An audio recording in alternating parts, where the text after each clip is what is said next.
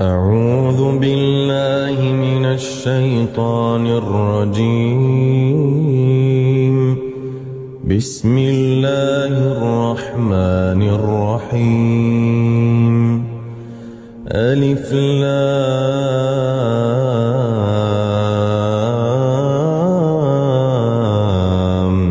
ميم. تلك آيات الكتاب الحكيم،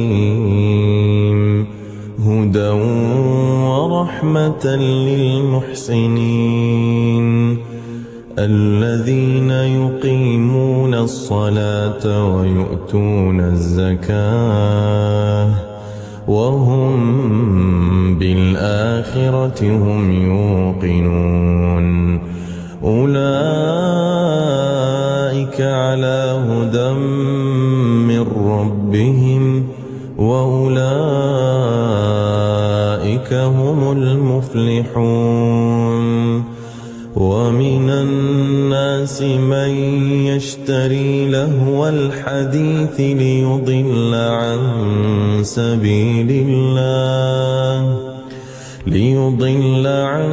سبيل الله بغير علم ويتخذها هزوا. أولئك لهم عذاب مهين. وإذا تتلى عليه آياتنا ولى مستكبرا كأن لم يسمعها كأن في أذنيه وقرا فبشره بعذاب أليم. إن الذين آمنوا وعملوا الصالحات لهم جنات النعيم خالدين فيها وعد الله حقا وهو العزيز الحكيم. خلق السماوات بغير عمد ترونها وألقى في الأرض رواسي أن تميد بكم وبث فيها من كل دابة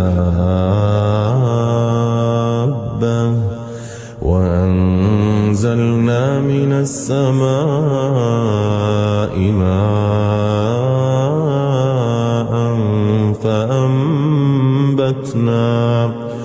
فأنبتنا فيها من كل زوج كريم. هذا خلق الله فأروني ماذا خلق الذين من دونه بل الظالمون في ضلال مبين. ولقد آتينا لقمان الحكمة أن اشكر لله ومن يشكر فإنما يشكر لنفسه ومن كفر فإن الله غني حميد. وإذ قال لقمان لابنه وهو يعظه يا بني لا تشرك بالله إن الشرك لظلم عظيم.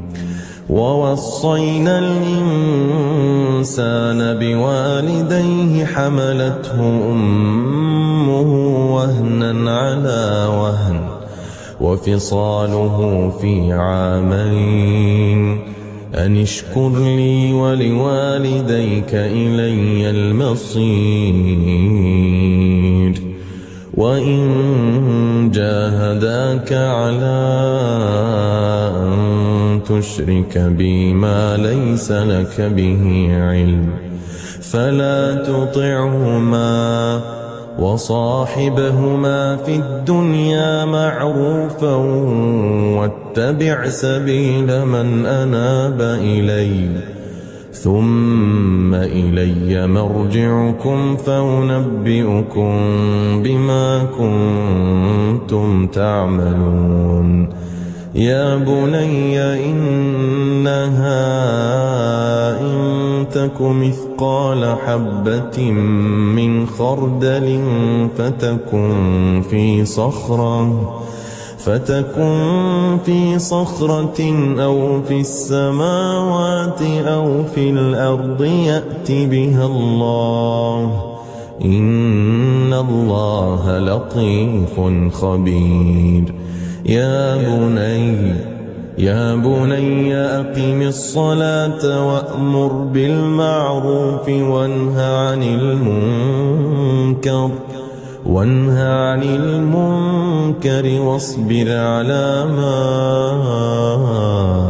أصابك إن ذلك من عزم الأمور ولا تصعر خدك للناس ولا تمش في الأرض مرحا إن الله لا يحب كل مختال فخور واقصد في مشيك واغضض من صوتك إن أنكر الأصوات لصوت الحمير ألم تروا أن الله سخر لكم ما في السماوات وما في الأرض وأسبغ عليكم نعمه ظاهرة وباطنة ومن الناس من يجادل في الله بغير علم ولا هدى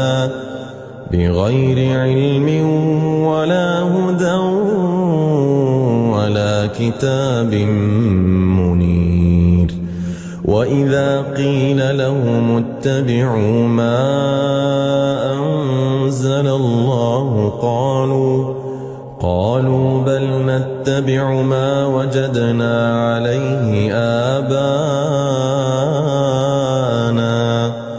أولو كان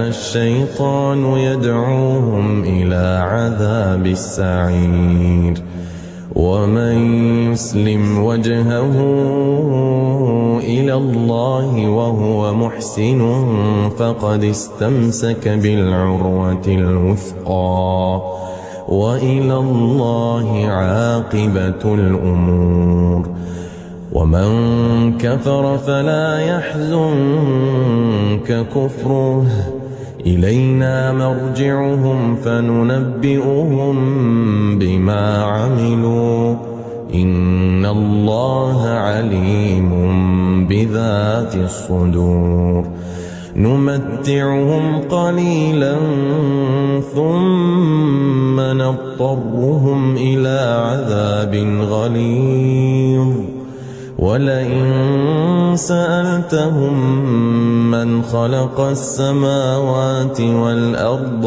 ليقولن الله قل الحمد لله بل أكثرهم لا يعلمون لله ما في السماوات والأرض إن الله هو الغني الحميد ولو أن ما في الأرض من شجرة أقلام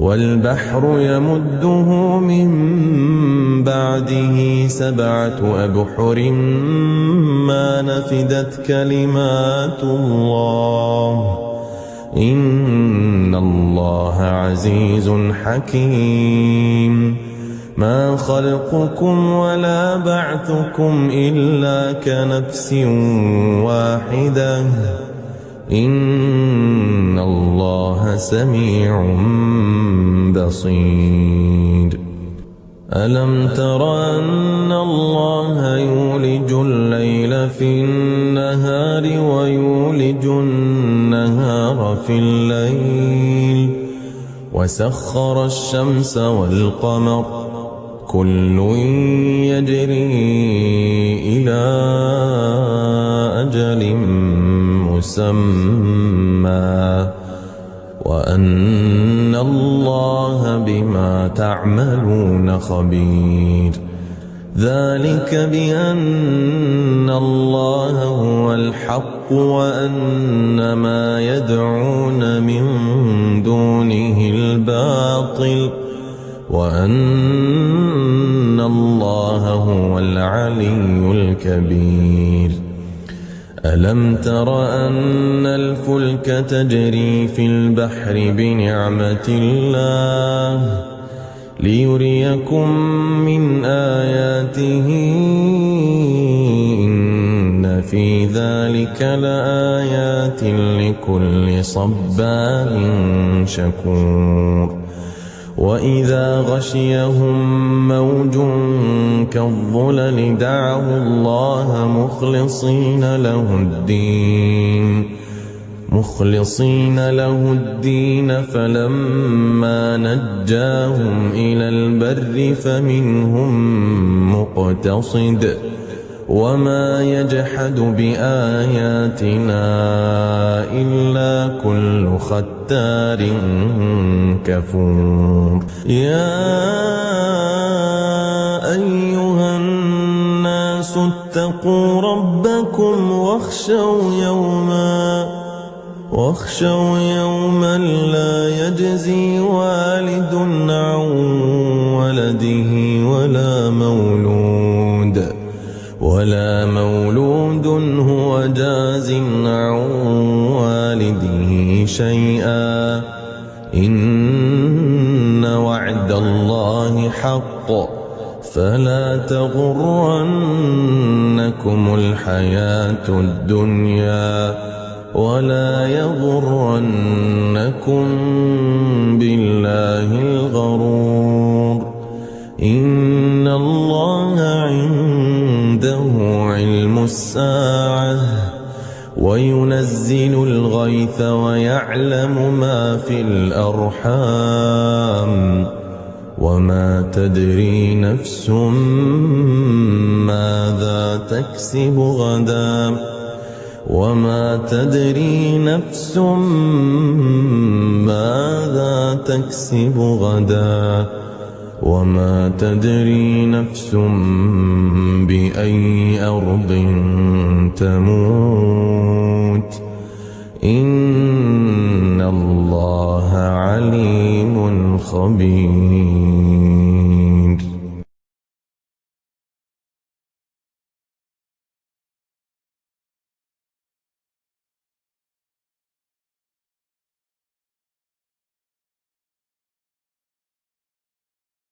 أعوذ بالله من الشيطان الرجيم. بسم الله الرحمن الرحيم. ألف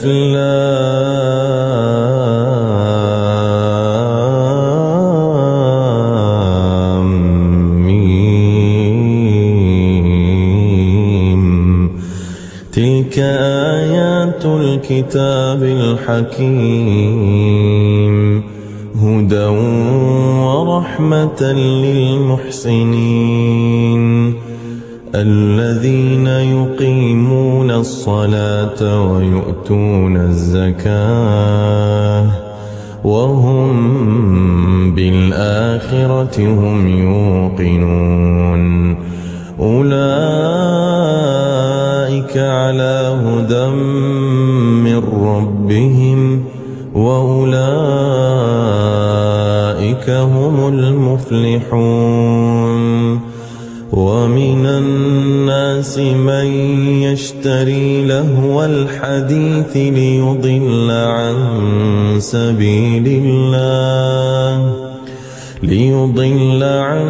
سبيل الله بغير علم ويتخذها هزوا أولئك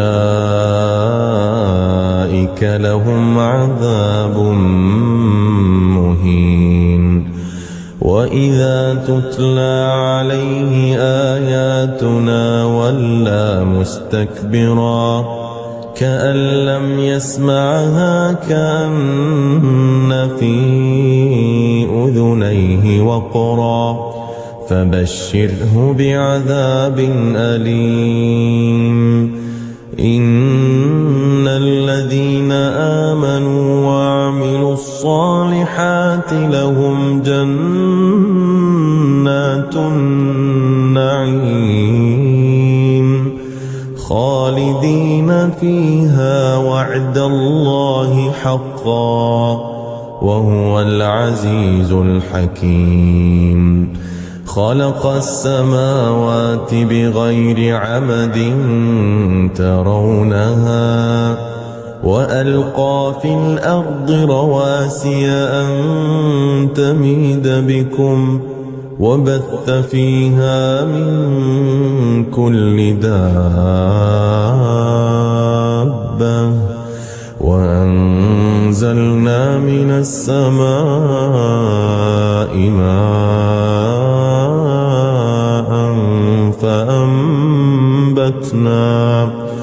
فأنبتنا فيها من كل زوج كريم هذا خلق الله فأروني ماذا خلق الذين من دونه بل الظالمون في ضلال مبين ولقد آتينا لقمان الحكمة أن اشكر لله ومن يشكر فإنما يشكر لنفسه ومن كفر فإن الله غني حميد وإذ قال لقمان لابنه وهو يعظه يا بني لا تشرك بالله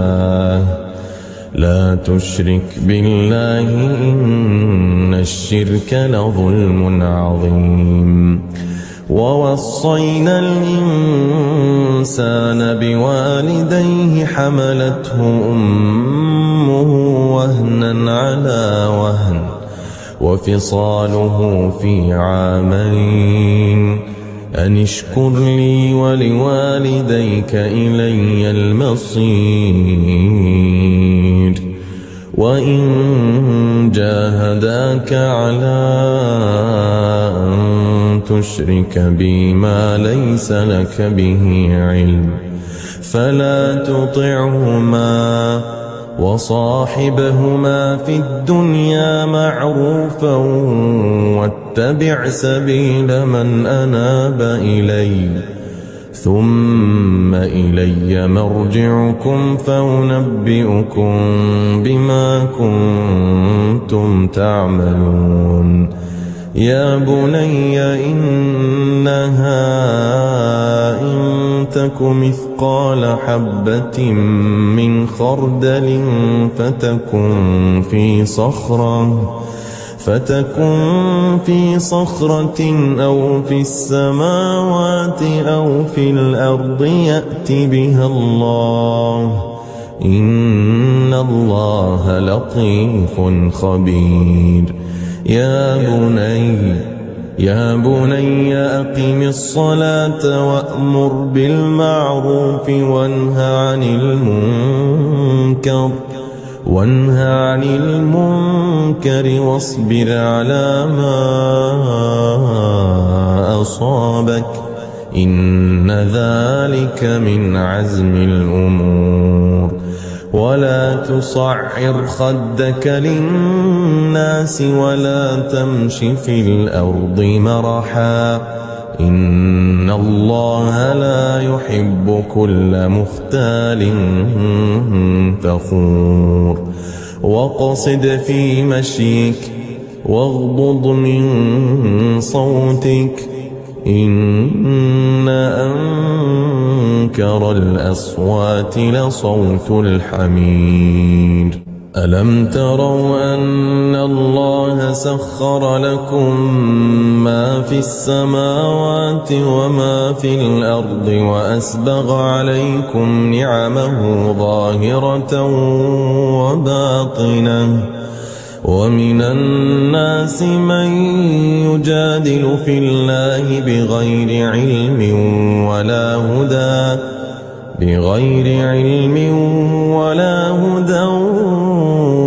ولا كتاب منير. وإذا قيل لهم اتبعوا ما أنزل الله قالوا بل نتبع ما وجدنا عليه آباءنا أولو كان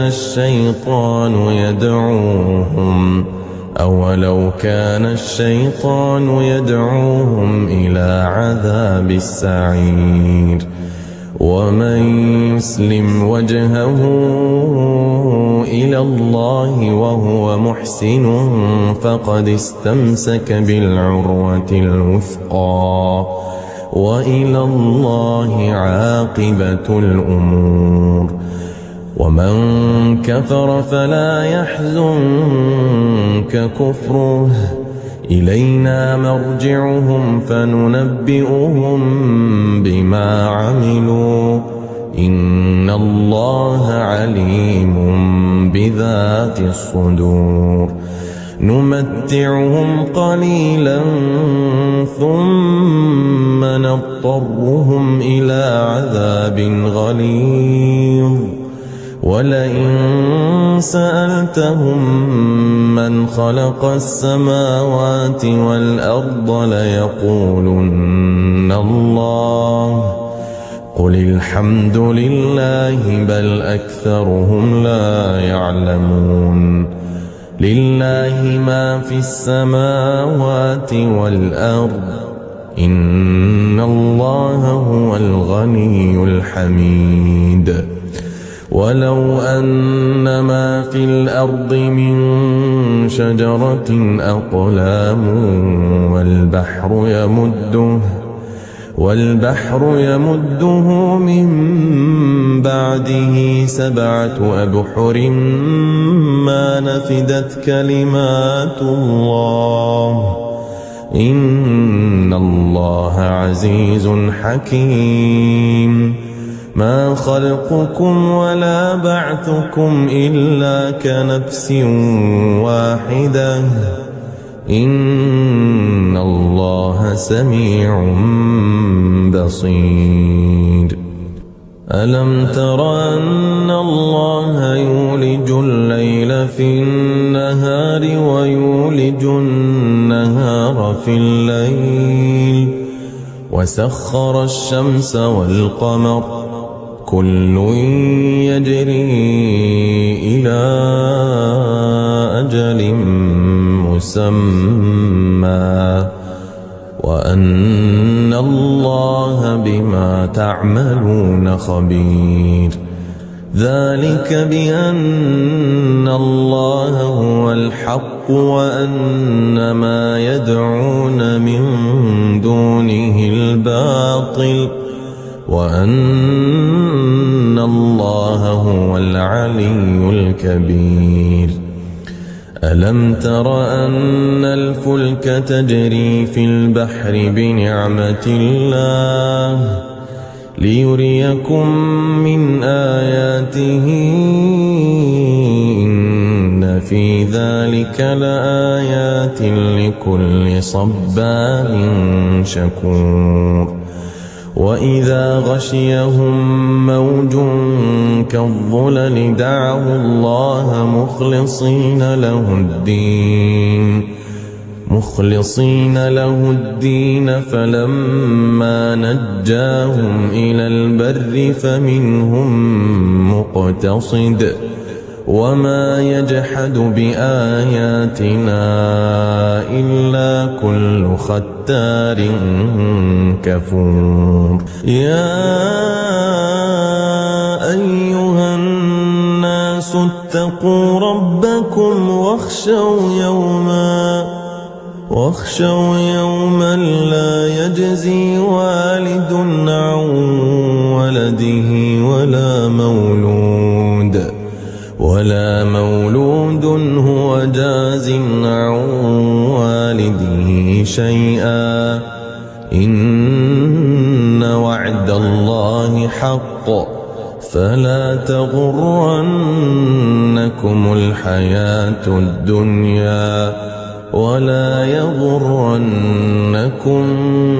بالله الغرور إن الله عنده علم الساعة وينزل الغيث ويعلم ما في الأرحام وما تدري نفس ماذا تكسب غدا وما تدري نفس ماذا تكسب غدا وما تدري نفس بأي أرض تموت إن الله عليم خبير.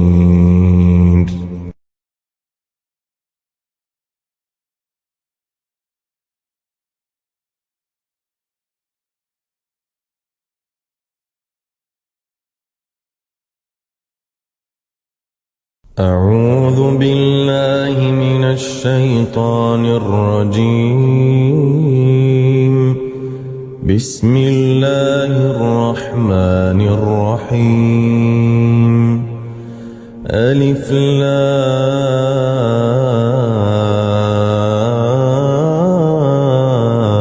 لام ميم. تلك آيات الكتاب الحكيم هدى ورحمة للمحسنين الذين يقيمون الصلاة ويؤتون الزكاة وهم بالآخرة هم يوقنون أولئك على هدى من ربهم وأولئك هم المفلحون. ومن الناس من يشتري لهو الحديث ليضل عن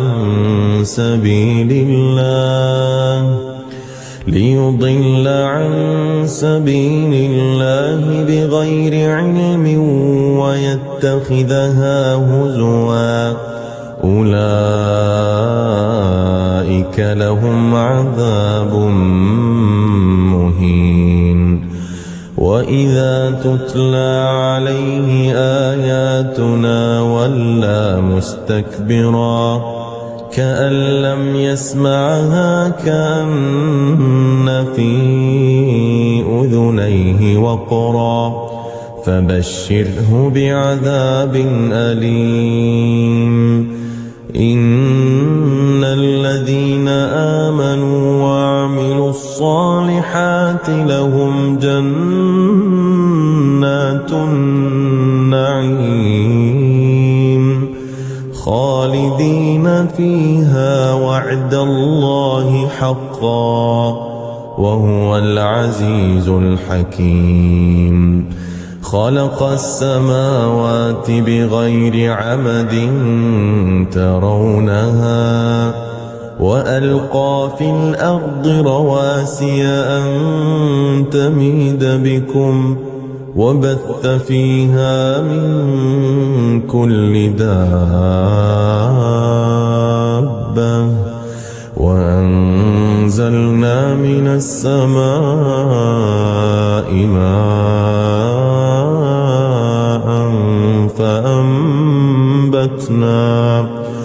فأنبتنا فيها من كل زوج كريم. هذا خلق الله فأروني ماذا خلق الذين من دونه بل الظالمون في ضلال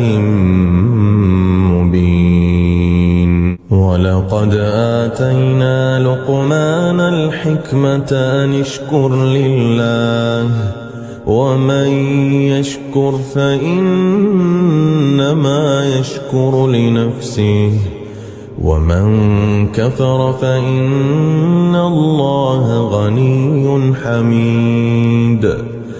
وإذ قال لقمان لابنه وهو يعظه يا بني لا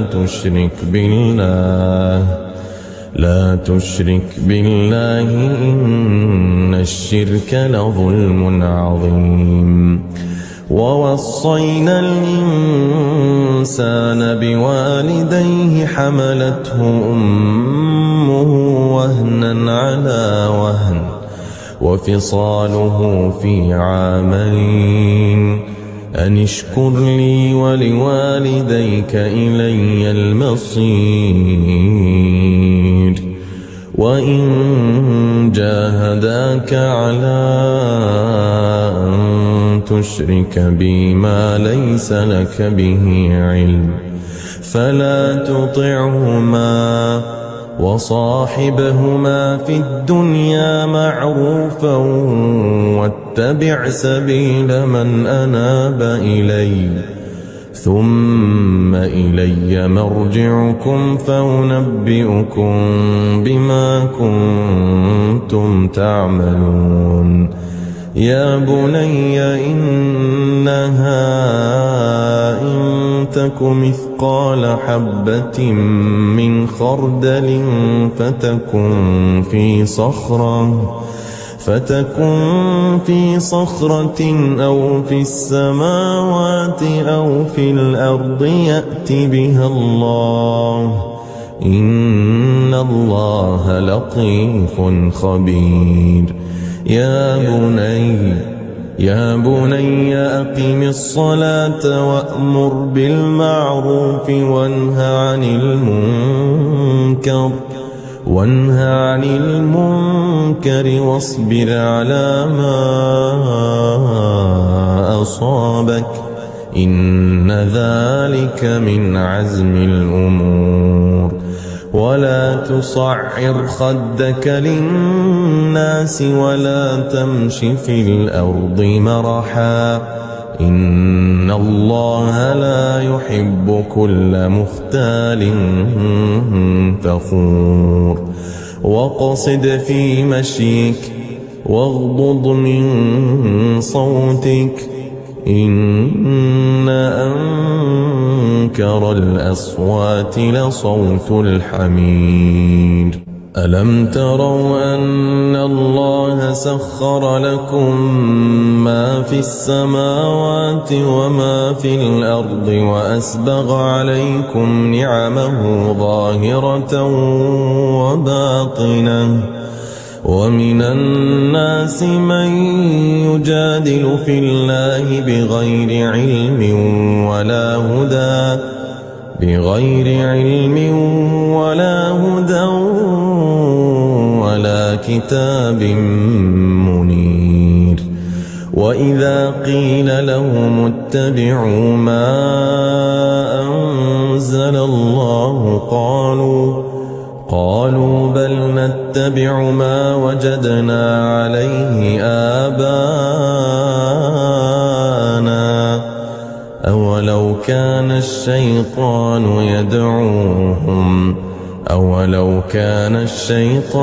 يدعوهم إلى عذاب السعير. ومن يسلم وجهه إلى الله وهو محسن فقد استمسك بالعروة الوثقى وإلى الله عاقبة الأمور. ومن كفر فلا يحزنك كفره إلينا مرجعهم فننبئهم بما عملوا إن الله عليم بذات الصدور. نمتعهم قليلا ثم نضطرهم إلى عذاب غليظ ولئن سألتهم من خلق السماوات والأرض ليقولن الله قل الحمد لله بل أكثرهم لا يعلمون لله ما في السماوات والأرض إن الله هو الغني الحميد ولو أن ما في الأرض من شجرة أقلام والبحر يمده من بعده 7 أبحر ما نفدت كلمات الله إن الله عزيز حكيم ما خلقكم ولا بعثكم إلا كنفس واحدة إن الله سميع بصير ألم تر أن الله يولج الليل في النهار ويولج النهار في الليل وسخر الشمس والقمر كل يجري إلى أجل مسمى وأن الله بما تعملون خبير ذلك بأن الله هو الحق وأن ما يدعون من دونه الباطل وأن الله هو العلي الكبير ألم تر أن الفلك تجري في البحر بنعمة الله ليريكم من آياته إن في ذلك لآيات لكل صبار شكور وإذا غشيهم موج كالظلل دعوا الله مخلصين له الدين فلما نجاهم إلى البر فمنهم مقتصد وما يجحد بآياتنا إلا كل ختار كفور يا أيها الناس اتقوا ربكم واخشوا يوما لا يجزي والد عن ولده ولا مولود هو جاز عن والده شيئا إن وعد الله حق فلا تغرنكم الحياة الدنيا ولا يغرنكم بالله الغرور إن الله عنده علم الساعة وينزل الغيث ويعلم ما في الأرحام وما تدري نفس ماذا تكسب غدا وما تدري نفس ماذا تكسب غدا وما تدري نفس بأي أرض تموت إن الله عليم خبير